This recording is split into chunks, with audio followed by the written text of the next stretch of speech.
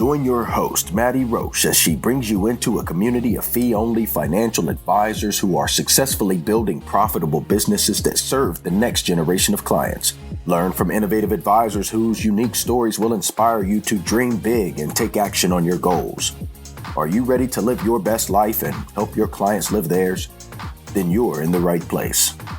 Hello, and welcome to this episode of XYPN Radio. I'm Maddie Roche, your host. I'm excited to have XYPN member Natalie Taylor, owner of Natalie Taylor Consulting Services, on the show with me today. Natalie is only 10 months into building her fee-only RIA business, but has served nearly 40 clients since opening her doors in early 2020. Natalie walks us through her professional background, which includes substantial experience in this financial industry, both on the private side and in the fintech space. During the show, Natalie credits her ability to scale her firm so quickly to the scrappiness that she garnered while at a startup, and to the intentionality that she places around how she actually executes her meetings and financial plan delivery with her clients. Natalie talks about why she had to put potential clients on waitlists earlier this year, and why she's always prioritized her family time and her client experience, sacrificing neither to earn more money. If you're interested in how you can grow your business organically while remaining true to your goals, this show is for you. Avocado toast, selfies, a mountain of student loan debt. Gen Y is anything but traditional, and with over 75 million people, it's a population you don't want to ignore. Learn more about how to serve this unique population in our guide called Attract and Profitably Serve Millennial Clients in Your RIA. Discover 3 key ways to tap into the millennial market and 6 things that they want from their financial advisor. Visit xyplanningnetwork.com/millennials for your free copy. You can find any of the resources we mentioned during the episode at xyplanningnetwork.com/287. Also, be sure to go to xyplanningnetwork.com/VIP to join our private group just for XYPN radio listeners. It's the community of advisors we've all been looking for that's there to provide support when we need it the most. Best of all, it's free. I encourage you to check it out. Again, that's xyplanningnetwork.com/VIP. Without further ado, here's my interview with Natalie. Welcome, Natalie, to XYPN Radio. I'm so thrilled to have you on. How are you? Thank you. I'm good. How are you, Maddie? I'm good. Thanks so much for joining us, Natalie. I think you've got so much to share with our listeners, and I say we dive right in. Why don't you give us a little bit of an overview of yourself and the firm you've built? Sure. So my firm is new. I have a new planning firm, but I'm not a new financial planner. I've been in the business for 16 years, but my career had taken me to a place where I wasn't doing client work directly anymore. And I really missed my first love, which was client work. And so I launched a practice earlier this year, right before COVID. And so I'm 10 months into having my own practice, and I'm really loving getting to do client work again. Oh, that's awesome. And I've got specific questions about your firm, but we'll get to that. I'd love to kind of hear about your career trajectory, because you're coming into this with 16 years of experience, which is quite impressive. And it's likely part of the reason you've experienced such awesome growth early on in building your firm. Would you mind kind of walking the listeners through kind of a high overview of your professional career, and we can dive into some details? Sure. Yeah. So back in late 2004, early 2005, I started with American Express Financial Advisors, which soon spun off and became Ameriprise. And I started in their P1 channel because I couldn't find a job. I was working as a server after college. And my sister's college roommate was a financial advisor there and said, you should try it. And so I did. So that's how I ended up becoming a financial planner. I really didn't know what one was until I was one. But I'm so grateful for it because this has turned out to be my life's work. So I started in a P1 channel. I was making $6.75 an hour, and we were only allowed to record some of our hours. We weren't allowed to record all the hours that we worked, but I think they've sorted that out since then. And then I quickly realized that I wanted to learn from somebody who really knew what they were doing. I was 23, I looked about 14, and I wanted to know what I was doing, and I wanted to lead clients in the right direction. It was a lot of responsibility to me to take care of clients, and they were listening to what I said. So I wanted to make sure that I knew what I was doing. And so I moved into their P2 channel, into a franchise owner's practice. And he was a phenomenal mentor for many years. And I got to grow with his practice and work with so many clients and learn so much, the kind of things that you really only learn through casework. And so I got 7 years of deep experience there, which was fantastic. And I thought I would do that forever. I loved working with clients and it was my favorite thing to do. But then through a turn of kind of personal events, we ended up moving. And so I had to leave that practice and I started working in fintech for a company called LearnVest. And I was with LearnVest for 5.5 years. And that just like blew the lid open for me in my career and all of the things that I could learn and do and all of the different ways that I could add value outside of one-on-one relationships with clients. And so I enjoyed that work. It was so meaningful to me. And my final project, unfortunately, was to close the business.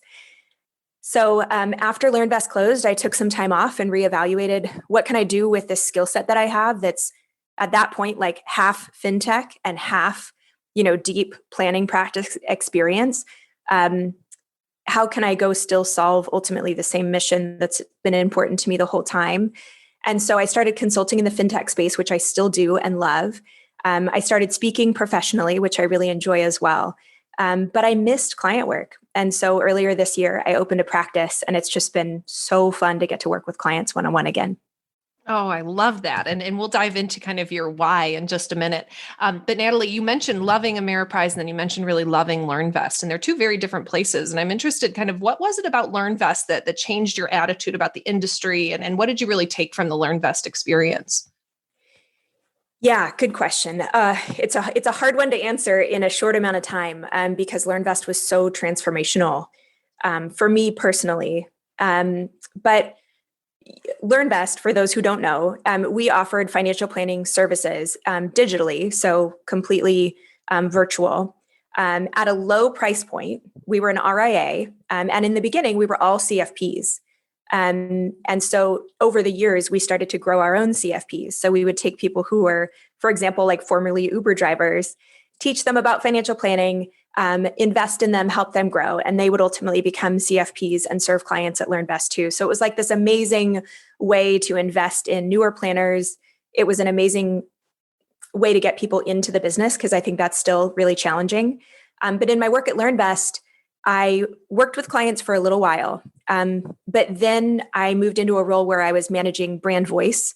I developed the brand voice for the planning business, and we ultimately had about 14,000 clients when we closed. So it was really interesting to think about the way I communicate and have to codify it and then teach 40 plus planners how to communicate that way. And so I got to do stuff like that. I got to do content. I got to write and record videos. There were so many things that I got to work, like I got to be embedded in product teams and work on agile software development, which I had never done before. And it was just so fun to get to do that wide variety of things. But what it really taught me, as opposed to being at Ameriprise in private practice, was how to get scrappier. When you're in a small practice, like you wear a lot of hats, right? And you're kind of a jack of all trades because you have to be. But at LearnVest, it was a whole new level of that. And it was, how can we do things for thousands or millions of people with the resources, very limited resources, very limited number of people that we had on the team? How can we have an impact on a way different scale? And so I was solving problems like, if you could only know 12 pieces of data about a client, could you write them a meaningful financial plan? And how would you do it? And what would those 12 pieces be? And oh, by the way, name counts as a piece of data, and date of birth counts as a piece of data, and whether they're married counts as a piece of data. So there's 3. And if you want to know where they live, there's 4. So you have 8 more. What 8 things would you want to know? And how would you write them a meaningful financial plan? Yeah. Definitely don't need their name, right? Yeah. Yeah. So it was like name optional. But it was just a totally different way of solving problems that was so different than what you think about in a financial planning practice. And we were solving problems in such different ways. Like in planning, in a planning practice, you have the luxury of data. And sure, getting data from a client can be challenging, but you have the luxury of expecting data. You also have the luxury of a planning fee that is probably 10 times what we charged at LearnVest. So that gives you the luxury of time.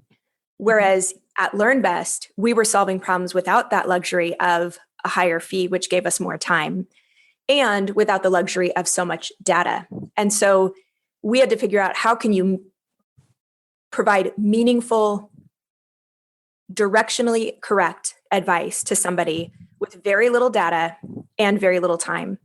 And it was just solving that problem over and over and over. It just made me think about things so much differently. It was a very much like a building the plane while you're flying it sort of thing, which is why I launched my practice really quickly. I decided to do it in November. I got approved in mid-January. And then I launched in February because why not? I will figure the things out. And I knew my compliance bases were covered enough that I wasn't going to do anything that would get me in any legal trouble. And so I just launched and I figured I'll get the stuff done as I go. And so, but I never would have done that before. I would have wanted to have all my I's dotted and my T's crossed and make sure that everything was perfect. And you just can't think that way in a startup or you die. Totally. And what a great pivot to take to get opportunities to develop brand voice and communication style to a massive amount of people right before you go into kind of creating your ideal firm. How did you use brand voice and what was kind of the expectation of clients with LearnVest? What was their engagement? Did they know that they were only going to get a directionally correct financial plan when they engaged LearnVest advisors? Well, so we solved that. We worked on that problem, but we did gather much more than 12 pieces of data from clients. So it was more similar to a traditional amount of data that you would receive. However, you wouldn't have the luxury of reviewing every statement and being able to dive deep on insurance. So it would be more like, this is the amount of life insurance that makes sense for you given your situation. And this is the type of insurance and the length of the term that makes sense. And then it would be telling the client, depending on what you have already, you'll need to fill in the gap. So instead of knowing what they have and then saying, here's what you have left, it was more, here's what you need. So you can use some of the insurance that you already have in place. So it definitely was not a situation for the RIA where we were only collecting 12 pieces of data and then trying to give people financial plans. It was way more in depth than that. Mm-hmm. But I think the point of that exercise was forcing us to the point where we really focused on impact-weighted work. So it's beyond prioritizing what's most important to cover with a client. It's prioritizing where can I have the most impact for the client. And it was just a shift in thinking, and that what 12 pieces of information would you need? Those kinds of exercises that we would go through in the software development process really helped bring that home for me, if that makes sense. So in my planning practice now, I feel like I provide 95% of the value of a planner who might take 3 times as long as I do. But I can do it in much less time. And I'm okay if I didn't find a 5% discount on pet insurance in their HR booklet, that's okay because the impact of that is so low. And so if I'm doing 95% of the high impact work for clients, then they are having a really meaningfully positive experience by working with me. And I can keep my pricing more affordable and reasonable because I can do it so much more efficiently. Fascinating. Have you found that your style and the type of service that you're offering really resonates with a certain type of person? And if so, have you kind of developed a niche around that? Yes, I have found that. So the clientele that I serve are generally families in their 30s, sometimes 40s, who have kids or are thinking about starting a family. Most of them have one kiddo that is under 5, if not both kiddos that are under 5. So they're in that crunch of they have a mortgage, they have childcare costs. They're often dual income professionals. And in more than a few cases, one of the partners is considering taking a step back from their career for a period of time while their kids are under 5. And those are the situations that I love solving. It's often the case that one of them has equity comp as well. And so that's kind of what my clients look like. But in terms of there's demographics, so that's more demographics. Psychographically, my brand voice really resonates with people who value transparency, who want to work with somebody that they can trust, who feels really authentic, who is not trying to be smarter than their client, who respects their client, and is trying to help them on their path instead of putting them on my path. And so I am very intentional about the brand voice that I use with my clients because it's deeply authentic to who I am, but also because that's the experience that I want to provide for clients. And so psychographically, those are sort of the traits that I'm attracting. Awesome. And you've attracted a fair number of them in the past 9 or 10 months. Get the listeners kind of up to speed with how many clients you're currently serving and how you started it, because it is an impressive number of clients in your first year. Sure. Yeah. So I'm about 10 months in at this point. And I started from scratch because at LearnVest, I was not, for the majority of my time there, I was not client facing. And then I spent a couple of years just consulting in the fintech space, which I was also not doing client work. So I had no book to speak of to bring with me. So I started from scratch and I have 39 clients. And that has been phenomenal. It's been really fun to get to serve that many families. I did not think that things were going to grow so fast. But yeah, so I serve 39 clients. Wow. And is that in an ongoing basis? Do you have them in the monthly retainer model? It's a mix. So some of them are ongoing clients and some of them are one-time planning. One-time planning usually unfolds over 3 to 4 meetings. And the planning work is the same in those first 3 to 4 meetings, whether they're an ongoing client or a one-time client. But I find that, perhaps related to my brand voice, some clients are pretty comfortable DIYing, but they want, at LearnVest, we used to call them facilitated DIYers. Like they're comfortable doing a lot on their own. They can go open a Vanguard account and buy a target date fund, and that kind of stuff doesn't scare them. But they want the advice of a professional to make sure that they're moving in the right direction and to optimize what they're trying to do and to allow them to have conversation with their partner around their money that's facilitated. And so one-time planning ends up being a great option for couples and clients like that, because we can do the deep, comprehensive planning work, and then they can go execute on their own. What I'm finding already is that they're coming back for more advice. And that's a great thing to me. Some of them I think will come back within the next couple of years and do another engagement and a plan refresh. And that's great. If that's the model that works for them, that works for me too. As long as they feel like they're getting value and I feel well compensated for my time, then I feel great about doing business that way. Other clients know that they want an ongoing relationship and that accountability over time and that support through implementation is really important to them. And so I work with clients on an ongoing basis as well. Fabulous. I love your flexibility with clients and meeting them where they're at in terms of the kind of need and trusting that the service you're providing is so valuable that when they do need you again, they will return and probably in the meantime will refer you. You started from scratch, and I think that's super important to talk to directly about, knowing that a lot of our listeners will likely be doing the same sort of thing. How did you build your pipeline? Was it 100 phone calls to the closest people you knew, telling them what you were doing? Or how did you approach kind of getting that initial push of clients? Yeah, that's a great question. Just the idea of doing 100 phone calls gave me a little twitch. We used to say smile and dial at American Express, Ameriprise, and you had phone clinic and you had to be on the phones for hours and hours. I'm sure lots of advisors can relate to that, which is why I only lasted there for 4.5 months and went into a franchise that worked 100% by referral. So I would say I'm the furthest thing from salesy. I grew up with a healthy disdain and mistrust for anybody who came off remotely salesy. I think that comes from my dad. I'm happy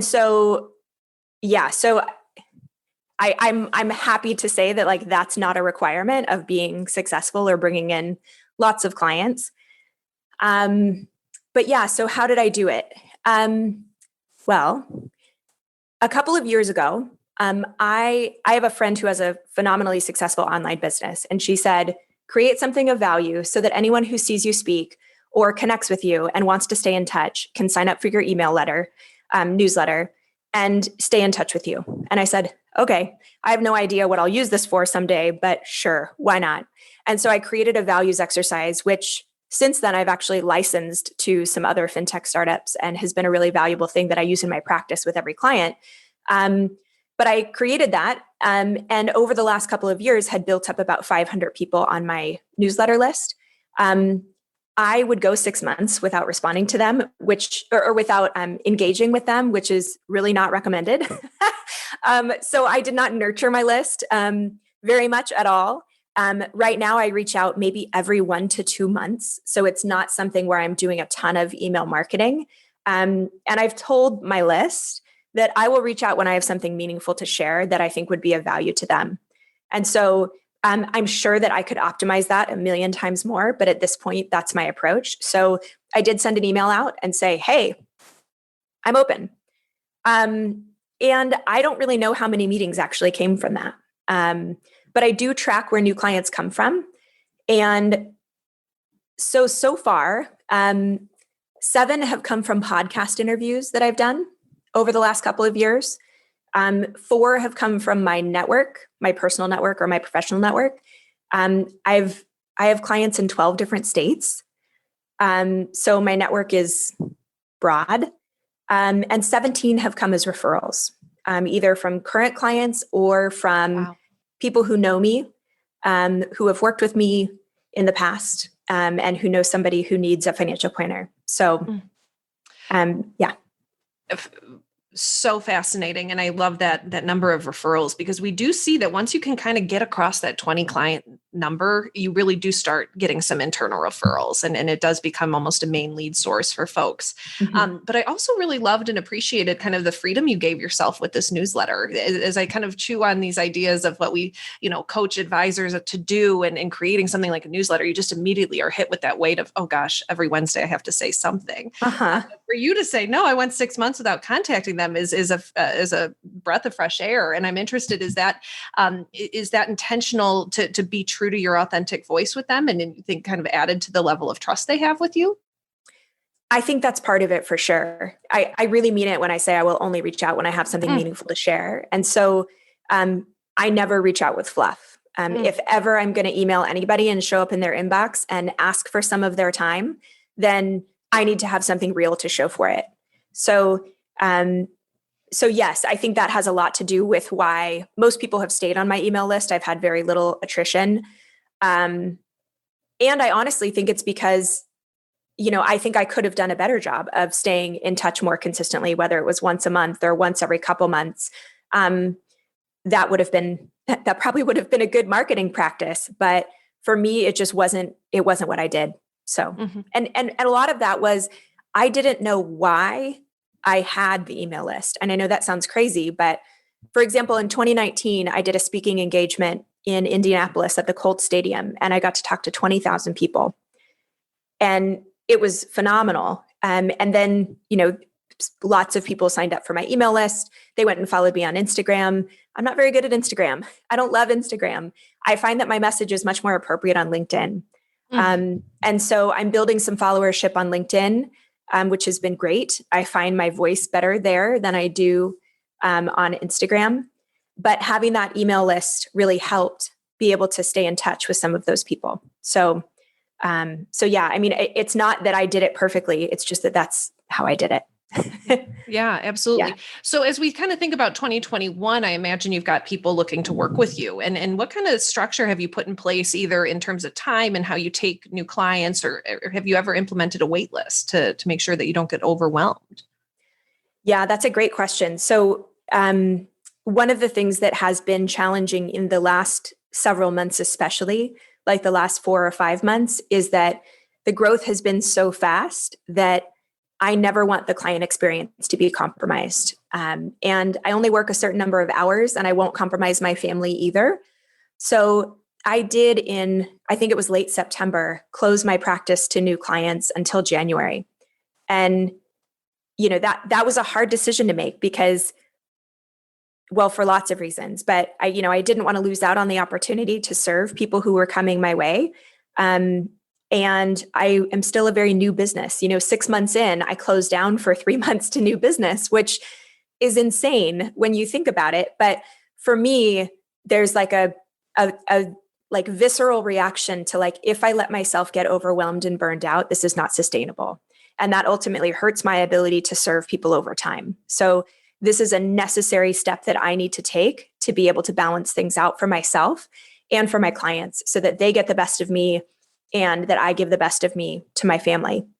And so I closed down, and I had 5 people who had already scheduled meetings with me prior to me doing that were to happen in October. So I closed down in September. In those 5 meetings, I said, this is so hard. I said, it's way harder for me to say than it is for you to hear, I'm sure, but I can't onboard you until January. So if you choose to work with me, I would love to work with you, but we're not going to start our work until January. And they all said yes, and they all waited until January. And so that was really affirming for me that like, it is okay for me to set those boundaries, and that sometimes those things that we're scared of, when you set a boundary, that they don't actually come to fruition. And so that was a positive experience for me to have. And now I'm onboarding 5 or 6, maybe 7 new clients in January. And in January, I already have 5 meetings with potential new clients. And I will have to tell them we can't start until February, because I think I can take 5 or 6 new clients a month. But I think any more than that is going to be challenging. Totally. I'm interested, before I kind of get into the nitty gritty of how you do organize your time. And I love this idea that you have intention around that. I'm interested in, what is that client experience with you? Is this a high touch point, a lot of time invested on an ongoing basis? Or you mentioned kind of 3 to 4 initial meetings. Walk us through kind of what a client would experience if they engaged you. Yeah. So a typical client, whether they're one time or ongoing, they're going to get the same 3 to 4 meetings up front regardless, and the same comprehensive planning advice that they would get regardless. So the difference between 3 and 4 meetings is if they have like a few rental properties, or if they own a business, or if they manage their finances separately. I've been working with some engaged couples who still manage finances separately. Or if they have a substantial amount of equity compensation, that generally adds that 4th meeting. We spend a meeting dedicated to that. But what happens in those meetings, so I actually run like an entire preliminary financial plan before the first meeting, because I find that really frames the conversation into reality in a way that is helpful. Not that I don't want my clients to dream about what's possible, but I would hate for us to go deep on goal setting and them tell me, I really want to retire when I'm 45, and me come back and say, oh shit, I really should have run the numbers first. The best we can do is like 64. So for me, running some preliminary numbers really helps us frame in the conversation, and then we can have more meaningful dialogue around what really are your goals and what is most important to you when you think through the trade-offs. And in that goals conversation, that very first conversation about goals, I also give them preliminary price tags for those goals of, the price tag for achieving this goal in this format, which is a starting point for our work, is $500 a month into a 529 plan, or $3,500 a month into retirement, or whatever those price tags are. And that allows us to have a much more productive conversation. So in the first meeting, we cover core values, net worth, cash flow, emergency fund, and optimizing debt. So that might be like, do they need to refinance, that kind of stuff, what to pay off, what not to pay off. In the second meeting, we talk through the goals summary chart, which is that price tag chart. And we really get clarity. First meeting is also cash flow. If I didn't mention that, we spend a lot of time on cash flow. Second meeting is that price tags table of like, here's what your preliminary goals would cost for you to achieve them. And then I also list out for them so that we can both get really clear on what money is available to move you towards these goals. Is there money on a monthly basis? Is there equity comp that's coming over time? Is there a business that can grow over time? So that they're starting to think about their finances in terms of mapping extra income to the price tags of their goals. And I find that framing is really productive and helpful and valuable for clients. So we talk about that. We go through individual goal calculations in that second meeting: retirement, college, all the things, home purchase, whatever's on their mind. And then the third meeting, which is sometimes the 4th meeting, because if they're more complex, we go over investments and insurance and estate. So investments and protection. are that last meeting. And then we pull all of it together and say, here are the go forward recommendations. And either they go forward I do a 1-page summary of action steps. They either take that and run with it on their own if they're a one-time client, or if they're an ongoing client, that's the work that we have to do together. Wow. Awesome. Natalie, tell us about that financial planning process. Yeah. So when I launched my own practice, I wanted to make sure that whatever deliverable I was putting in the hands of a client actually provided value to them and didn't just say, I'm really smart and I did a lot of work for you. Because I feel like those 100-page, oftentimes 125 pages that 16 years ago I delivered at American Express and Ameriprise in a big leather or pleather binder were very useless to the client and very time intensive for me. And really, they were there to check a compliance box and to show the client that I was smart and that I did my homework for them and validate the fee. And I feel like those are ridiculous reasons to do that work. And so when I launched, I wanted my deliverable, sort of like the learn best way of thinking. I started from nothing of like, if I could only tell the client, if I could only have a 1-page or a 2-page deliverable, what would need to be on there to be meaningful to the client? And then it occurred to me that since I work virtually, it's very helpful for clients to have something in front of them when we're talking so that they feel less need to take notes and so that we can track together when we're going through our conversation.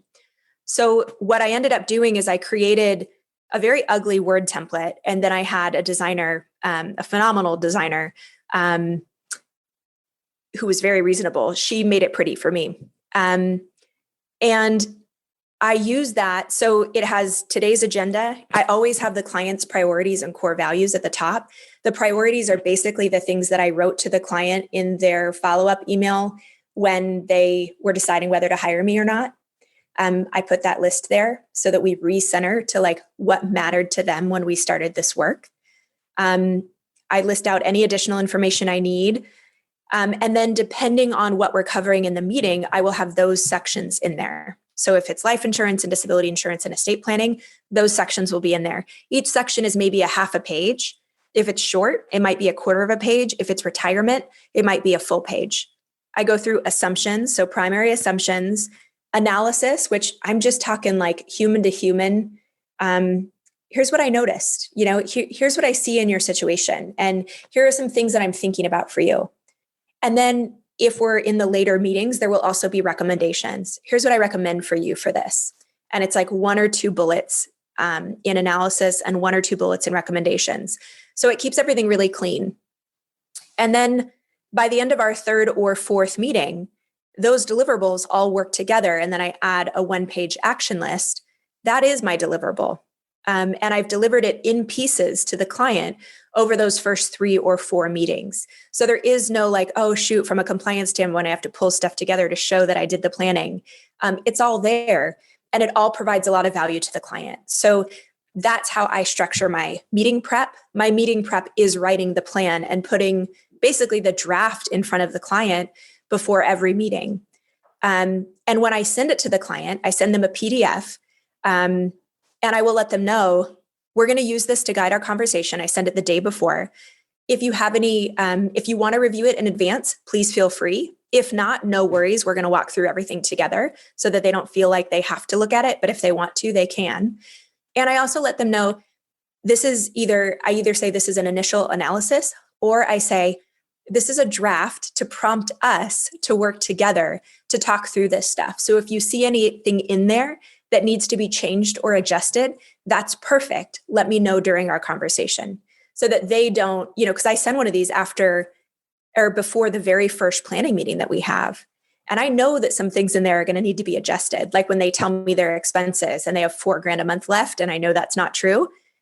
I have that in there. You said that you bring in $12,000 a month and you spend $8,000 a month. So that would say that there's a remainder of $4,000 a month. Let's talk about, and I'll put questions. Let's talk about whether that is actually what every month feels like. And so that allows me to prompt really productive conversation throughout. And I did a quick client survey when I got to 20 clients. And I asked for feedback, and I got really overwhelmingly positive feedback about that having those deliverables, having that tangible piece before each meeting was really helpful. And I think it also really does help the client know that I'm being really intentional and thoughtful with the time that we spend together. Have you at all gotten into the life planning world and the George Kinder kind of theories on the 3 questions or anything like that? I am intrigued by the life planning world. Every time I hear about it, it resonates with me, and I feel like I'm already much of the way there in terms of my approach. I do a lot of listening. I do very little talking with clients, and I very much see it as their path and not mine. And so I feel a lot of kinship with financial life planning, and I'm considering doing the life planning workshops and trainings this next year in 2021. Awesome. I asked only because you really did mention a few things that resonated with a lot of the other people we've had on this podcast talking about how they've integrated life planning. I'm interested to see how that impacts your firm even more. You also are an excellent closer, and I'm wondering how much insight do you let kind of potential clients into what to expect with you, and how does that add to their kind of comfort in signing up with you right away? Yeah, that's a great question. So even thinking about a close rate, like it gives me the heebie-jeebies because it feels so salesy. But for me, it is a metric that serves as a tool to understand my business. And so I do track it, but I hate talking about it. But I'm happy to talk about it with you. So I do have a good close rate. I have had 5 people not hire me this year that were qualified. So 88% of the people that I meet with that I want to work with me too. And I think that comes from a few places. One is that everything that I put out, whether I'm writing for Business Insider, or I throw something up on my blog, or I write an email newsletter, or I do a post on LinkedIn, I am very authentic and very intentional about making sure that I'm sharing my brand voice. And so if people read something or they go to my website and they learn a little bit more about me, they're going to either be repelled or attracted to my brand voice. And so I think that's an important qualifier. So that helps me talk to the right people. And I'm not afraid to say who I serve. And so my financial planning page of my website says I work with people in their 30s and 40s who X, Y, and Z, so that people know who I serve. And if that resonates with them, then that really helps. I also wrote sort of a rant about what kind of financial planner I would want to work with. And I have it on a link to it on my financial planning page so that, again, people can read it. And I say things like, if your goal is to be as wealthy as possible, I'm not the right financial planner for you. I'm the right financial planner for you if you want to balance enjoying life today and saving for later, and align your money with what really matters to you. That is more important. And if you become wealthy along the way, great. But that is not our primary goal, is for you to die rich. Some people are really repelled by that, but that's great because they're not the right fit for me and I'm not the right fit for them. So I think that's part of it. People generally schedule meetings on my Calendly, which is on my website. And so I just show up on a Google Meet and they show up, and they might be from a random town in Wisconsin or somewhere in North Carolina or Georgia or Tennessee or Texas or Washington or New York. And we just have a conversation. So after they schedule, it's not uncommon for them to wait a month or 2 before our meeting because I'm scheduling out. Like right now, I'm not available till February for potential new clients. And so right after they schedule, I get an alert from Calendly in my inbox, and I write them a very quick note, and I just let them know, like, hey, Andrew, I saw that you popped onto my calendar for February. I'm really looking forward to connecting with you. We'll spend that time. I'd love to spend that time learning a little bit more about you, about your finances, about your goals, and about what you're looking for in a financial planner. And then if I feel like I'm a good fit, I'd be happy to share with you what it looks like to work together. Talk soon, best Natalie. And it's very quick and very simple, but that's what I do. I've had 1, maybe 2 no-shows this year. So people generally show up for their meetings and then they generally hire me after we meet, which is great. I feel so like it's wonderful to be able to say that, but that's totally what it looks like. So And in that first meeting, that's exactly what we do, is I listen a lot. I ask a lot of questions, and I let them tell me who they are and where they want to go, and what they want out of a planner relationship. And then if I don't think I'm the right fit, I tell them as soon as possible. I give them as much guidance as I can in terms of what direction to go in. And then we're done. And if I am the right fit, I let them know what it looks like. I let them know the price. I never force anybody to make a decision on the first call. I let them know what the price looks like, and sometimes they just hire me immediately. And but if they don't hire me immediately, I let them know, like, there's no pressure to make a decision today. I'll send you a follow-up email that summarizes some of the things that I heard about what you want to accomplish. And then you can email me back with any questions that come up. Or if you want to get started on our work together, you can just email me back and let me know, and then I'll send you those next steps. And so that's my process. And then I send them a follow-up email. I take really good notes during the call, and I send them a follow-up email usually with about 10 to 15 bullets, full sentences, but bullets on the things that they told me. And I try to use their words. So I was chatting with a potential client recently, and he told me, I want to get all the financial stuff in order so that I can go back to focusing my time on living a life of integrity and creativity. And so that's what I wrote in the bullet. I said, you want to get all of the financial things in order so that you can get back to living a life of integrity and creativity. And I use their words to really let them know that I understand. I listen to them, and I care about what they care about for them. And I think that really helps in people feeling confident in saying yes to working together. Absolutely. I can totally sense that.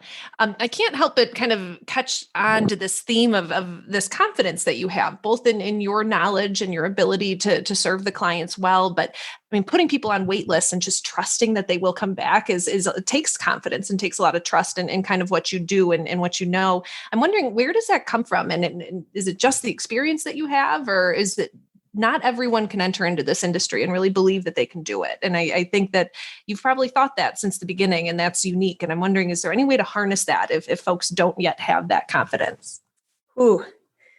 I think there's a couple answers to that. One is that my confidence is hard fought. It did take a lot of time in the industry, a lot of growing up, personally and professionally, to get to the place where I am right now, which is mostly just a place of peace, of the right people are going to come to me, and they're going to say yes at the right time for them. So if someone says no, or if someone isn't ready to work together, or if someone falls off the radar, it's not my job to pull them back.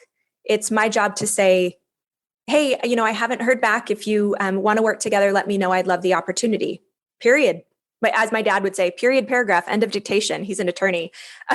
That's it, and it's not that I don't ever follow up with someone if I haven't heard back. I will give them a little once or twice. I will follow up and say, I haven't heard back, and I'll say exactly what I just said. But it is not my role to lure them in. My role is to do a good job of listening to determine whether I am truly a good fit for them. And then it's to do a good job of explaining the work that I do so that they can make a good decision about whether I'm the right person for them. And that's it.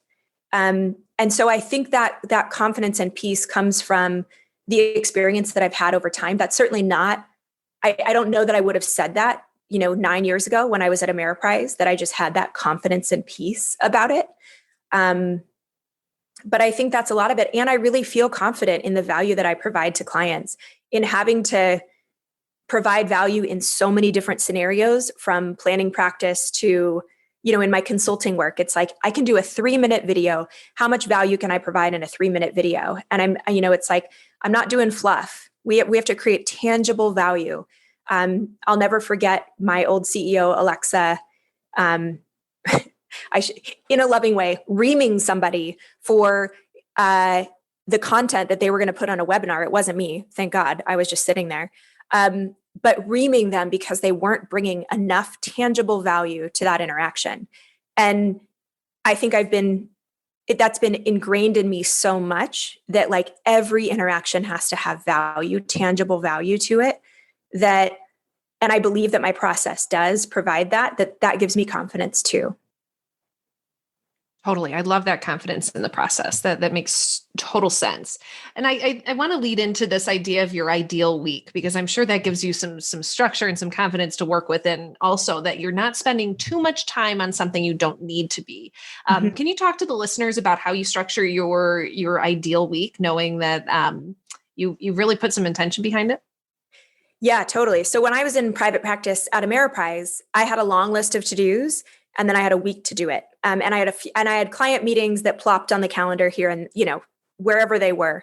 But other than that, it was just get it all done in the rest of the time. And then I had a kid. I had my first child 8.5 years ago. And that was right around the time that I joined LearnVest. And at that time, I had to be really intentional about getting all of my work done in the hours that my kid was either sleeping or with a babysitter, because my work was going to get 100% of me when I was working, and my family life was going to get 100% of me when I was familying, if that's a verb. And so I got incredibly intentional about the way that I structured my time. And I learned years later, so at LearnVest, this is going to sound insane to people who are in private practice. It did to me too, but I took 5 new clients a week at LearnVest. And I was writing comprehensive plans for them and doing 2 calls with them to deliver the advice. But I took 5 new clients a week and I worked 25 hours a week. And because I was a mom and I didn't want to work full time during that season when my first kiddo was young. And I found out years later that I was doing just as many new clients as all the full-time planners. And so it was during that season that I really honed this intentionality about my calendar. And then once I left LearnVest and I started doing professional speaking and fintech consulting for multiple companies, and then I opened a private practice, I had to be extra intentional about what am I doing when. And I am somebody who loves a to-do list, but is also sort of chronically overwhelmed by a to-do list. And so I decided that I would have a calendar instead of a to-do list. And so if I don't have a block of time calendared for getting that activity done, then it is not going to get done that week. And some things are movable and some things aren't. Like if I have to read a thing about a thing, I can move that from Monday to Wednesday if something came up with a client or something didn't get done as fast as I thought it would. So some things are flexible within the week or even week to week. But rather than keeping a to-do list, I keep everything that I need to execute on my calendar. And I do casework on Mondays, I do training with my paraplanner on Mondays. On Tuesdays, I do consulting work. On Wednesdays, I do some other stuff. On Thursdays and Fridays are generally when I see clients. I have meeting follow-up time scheduled in after every call or after every call block. But that intentionality has really helped me be efficient, because for me, the more efficient I can be, the more I can keep my costs reasonable for clients, the more people I can help, whether that's through consulting or speaking or private practice, and the more I can honor the balance that I want in my own life between work and family. Great. I'm interested. Do you use Google Calendar, or is there a different kind of calendar that you use to really stay organized? I use Google Calendar. Yeah. Awesome. Yep. Okay. See, we don't have to be extra fancy with it. We just have to commit to one process, right? Of that. If you're going to live on the calendar, you live on the calendar. Yes. So after being in fintech for as long as I have, this will probably surprise you, but I'm actually very low tech in terms of tools that I use. I rely heavily on the G Suite. I use Gmail, GCal. I use Google Drive with all of my clients. That's where I keep everything organized. I don't do any paper of any kind. I use Calendly. I use QuickBooks. I don't even use planning software. And I helped build financial planning software from scratch with the product team for several years. But I use a couple of really great spreadsheets. My deliverable is a Word document that I had designed, which works beautifully for clients. And I actually give them a deliverable for every meeting. And then that all works towards my financial plan that I deliver at the end. So there is no writing the plan at the end of the engagement or at the end of the planning year, which is something that I was always plagued with at Ameriprise, was that, 7 clients are coming up on their planning year this month. So I have to write their financial advisory letters, or I have to write get their planning, their plan together and mail the binder to them or whatever. I don't have any of that in my practice. So. Fascinating. And thanks for bringing up expenses. I'm interested kind of what is your overall expense? What do your expenses look like? Yeah. So my expenses at this point are about $2,000 a month. And 500 of that is going towards my paraplanner every month, which I will be increasing substantially in 2021. Cool. 450 of that goes to XYPN dues. 350 a month goes to XYPN compliance consulting. So I work monthly with a compliance consultant there that's been by far, other than my paraplanner, by far the best money that I've ever spent. Really helping me get everything systematized and efficient. 100 a month for errors and omissions insurance that I also get through XY. 800 a year for an LLC for California. And then I have little bits of expenses like Calendly and Squarespace and QuickBooks. And then I've spent a little money on a designer and a little money on a sizzle reel this year for the speaking stuff. But that's what it averages. Wow, that's great. Thanks for laying that out. I don't usually ask about expenses, and I think that's something that we should really become more transparent about, and that there's many different ways of building the ideal firm. Not everyone does it the same way. Totally. I'm wondering, do you see all of your, you launched really during the pandemic. Is your plan to remain virtual? Oh yeah, I've worked virtually for 8.5 years. Yeah. So I used to travel to New York and Arizona somewhat regularly with LearnVest to work with product teams and to train planning teams and for offsites and stuff. But I've been virtual for 8.5 years. So, and I have clients in 12 states. Even with the first 39 that I have, I'm across 12 states. So yeah, absolutely. Yeah. What's the future for you and your firm, Natalie? And you mentioned before that you had to take some time off in between some jobs. And I'm wondering, with the amount of clients that you've got, kind of what does 2021 look like for you? And do you plan to scale back or ramp up as you approach this next year? Yeah, so 2021, I'm really excited about. So I'm taking the last 2 weeks of the year off, save for 2 days of business planning, so that I can hang with my kids and my husband and just rest and enjoy the holidays with them. But I will do 2 full days of business planning during that time. And so I will be fleshing all of that out. But I know that I will have more focus on the RIA, allocating time to the RIA in 2021 because it's growing so quickly and I want to be able to serve clients. And so I'll be bringing my paraplanner in more hours and opening up capacity.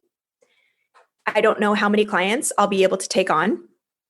So I'll have to figure that out, how many seats are on my bus and what the cost of those seats are. I'll be making some adjustments to my pricing, but I won't be doubling or tripling fees. I know that other planners with comparable experience charge a lot more than I do, and I think that's great.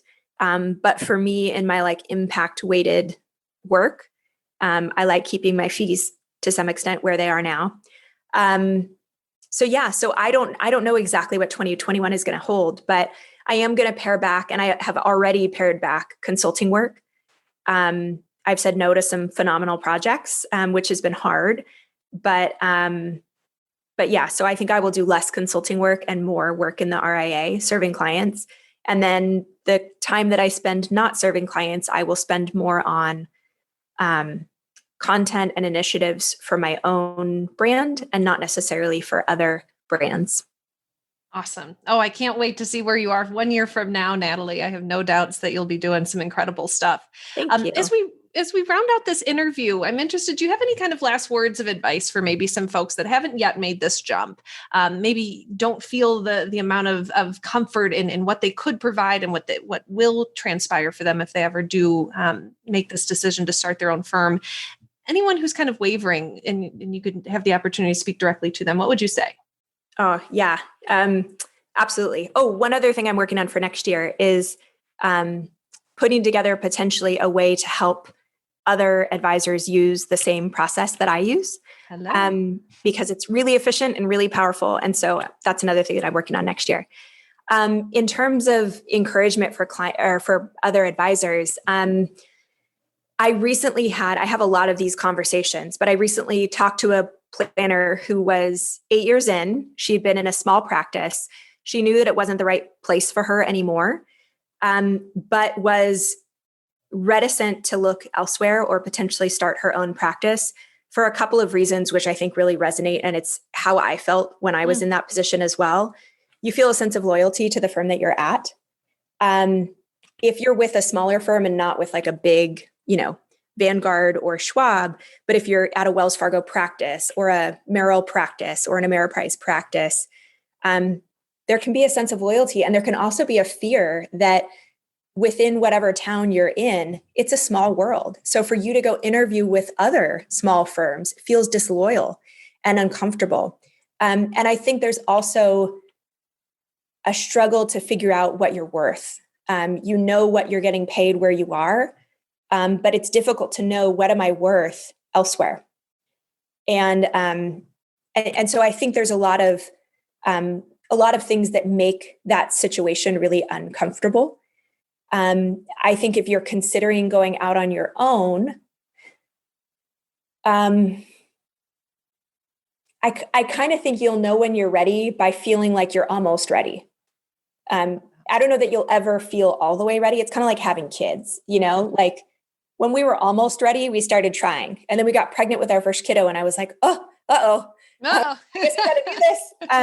But sometimes like you got to be, the plane has to take off and then you like figure the rest of it out. So I would say if you're feeling almost ready, you're probably ready. So don't wait until you're all the way ready. But I would also say like having your own firm and, XY did not exist when I started in the industry. And even 16 years in, it was such a help to be able to launch with just the right amount of support. Like I needed somebody to take care of getting me filed with California. Like, I don't know that stuff. I've always had it done for me at Ameriprise and at LearnVest. Like we had chief compliance officers and OSJs and all that stuff. So I knew how to like color within the lines, but I didn't know how to establish the lines. And so having that right amount of support helped me get over the hump of a lot of what was difficult about starting your own practice, 8 years ago, 10 years ago, 15 years ago. So yeah, I don't know if I hope that's helpful. Totally. Very, very great insight. I appreciate that. Natalie, this has been such a joy to interview you and get to know you a bit more and then really the impressive firm you've built. I think our listeners will really enjoy this conversation. Avocado toast, selfies, a mountain of student loan debt. Gen Y is anything but traditional. And with over 75 million people, it's a population you don't want to ignore. Learn more about how to serve this unique population in our guide called Attract and Profitably Serve Millennial Clients in Your RIA. Discover 3 key ways to tap into the millennial market and 6 things that they want from their financial advisor. Visit xyplanningnetwork.com/millennials for your free copy. Be sure to join our VIP community at xyplanningnetwork.com/VIP to hang out with other XYPN radio listeners, ask questions for future mailbag episodes, and finally, to find a community of like-minded financial advisors. Thank you so much for joining me today. We'll see you next time. You are not alone and you are not crazy. It's scary starting, building, and growing your own financial planning firm, and that's why we put together a free private community just for you, the Cutting Edge Financial Planner. Go to xyplanningnetwork.com/VIP or text XYPN Radio to 33344 and join a network of thousands ready to change the lives of Gen X and Gen Y clients.